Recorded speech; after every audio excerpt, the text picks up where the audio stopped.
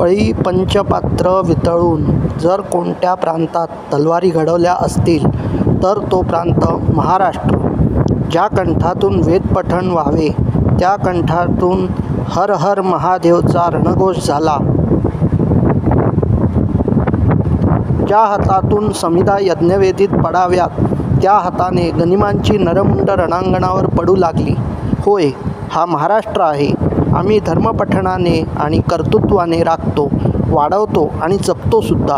होय, रावस्वामी आमच्या लढाऊ परंपरेचे वारस आहेत.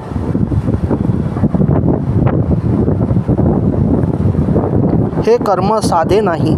आज बरोडा, ग्वालेर, इंदोर, धार इथली मराठा पताका फडकते त्याच्या मुळाशी रावस्वामींचे रक्त सांडलंय.